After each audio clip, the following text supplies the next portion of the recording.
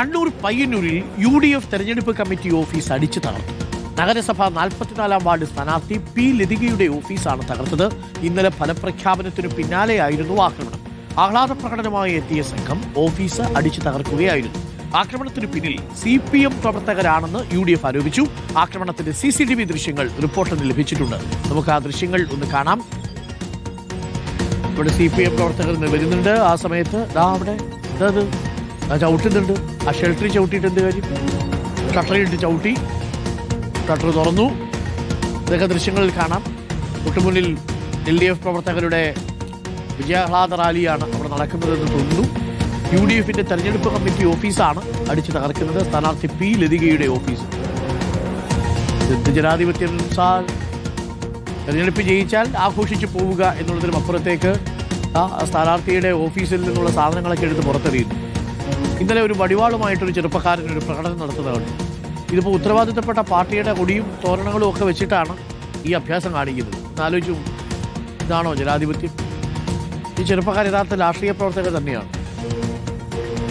എതിർ സ്ഥാനാർത്ഥിയുടെ ഓഫീസ് അടിച്ചു തകർക്കുക, തെരഞ്ഞെടുപ്പിൽ ജയിച്ചാലും തോറ്റാലും. എന്താ ഇത് സംഭവിക്കുന്നത്? അഭിജിത്ത് മുഴക്കുന്ന, ഗുഡ് മോർണിംഗ് അഭിജിത്ത് മുഴക്കുന്ന. ഒരിക്കൽ കൂടി നമ്മളിപ്പോൾ ഈ കണ്ട ദൃശ്യങ്ങൾ, തെരഞ്ഞെടുപ്പ് വാഹനമൊക്കെ നിർത്തി ഈ സ്ഥാനാർത്ഥിയുടെ ഓഫീസിന് മുന്നിൽ എന്തോ ഒരു പടക്കമൊക്കെ വെച്ച് പൊട്ടിച്ചിട്ടാണ് ചെയ്യുന്നത്. വിജയാഹ്ലാദ പ്രകടനമാണോ ഇങ്ങനെ അതിരുവിട്ടത്?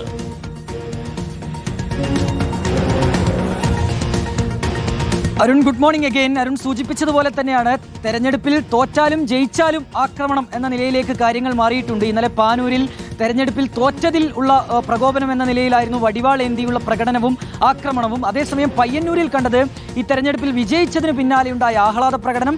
അതിനുശേഷം ഒരു UDFന്റെ തെരഞ്ഞെടുപ്പ് കമ്മിറ്റി ഓഫീസ് തന്നെ CPIM പ്രവർത്തകർ അടിച്ച് തകർക്കുന്ന കാഴ്ചയാണ്.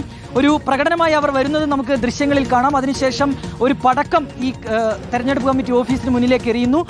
അതിനെ തുടർന്ന് ആ ഷട്ടർ മുകളിലേക്ക് ഉയർത്തുന്നു. അതിൻ്റെ അകത്തുണ്ടായിരുന്ന സാധനങ്ങളൊക്കെ പുറത്തേക്കിട്ട് വലിച്ച് തകർക്കുന്നതും അടിച്ചു പൊട്ടിക്കുന്നതുമൊക്കെ നമുക്ക് ദൃശ്യങ്ങളിൽ കാണുകയും ചെയ്യാം. പയ്യന്നൂർ CPMന് വളരെ ശക്തി കേന്ദ്രമാണ്. അവിടെ UDF സ്ഥാനാർത്ഥികൾ മത്സരിച്ചിരുന്നു, എല്ലാ വാർഡുകളിലേക്കും മത്സരിക്കുന്നു. അങ്ങനെ ഒരു സ്ഥിതിവിശേഷം തന്നെയാണ് പയ്യന്നൂരിൽ പൊതുവെ ഉണ്ടായിരുന്നത്. മൃഗീയമായ ഭൂരിപക്ഷത്തിൽ പയ്യന്നൂരിൽ CPM ജയിക്കുകയും ചെയ്തിട്ടുണ്ട്. പയ്യന്നൂർ നഗരസഭയിൽ LDFന് ഭരണം ലഭിക്കുകയും ചെയ്തതാണ്. അതിന് പിന്നാലെയാണ് ഈ രീതിയിൽ ഒരു ആഹ്ലാദ പ്രകടനം നടക്കുന്നതും അത് ഈ ഒരു അക്രമ സ്വഭാവത്തിലേക്ക് വഴിമാറുകയും ചെയ്തിട്ടുള്ളത്.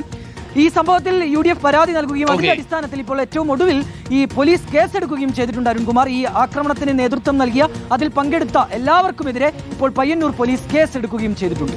ഓക്കെ, മോശമായി പോയി, വളരെ വളരെ മോശമായി പോയി എന്ന് നമുക്ക് പറയാം. മോശം എന്ന് പറഞ്ഞാൽ മോശം മോശം മോശം എന്നേ നമുക്ക് പറയാൻ പറ്റൂ. വലിയ മോശമായി പോയി അല്ലേ? ജനാധിപത്യത്തിൽ ഇങ്ങനെയൊന്നും അല്ലല്ലോ. ഞാൻ നേരത്തെ സൂചിപ്പിച്ചതുപോലെ ജനാധിപത്യത്തിൽ നിങ്ങൾ ജയിച്ചത് അവിടെ തോൽക്കാനൊരു സ്ഥാനാർത്ഥി ഉള്ളത് കൊണ്ടാണ്.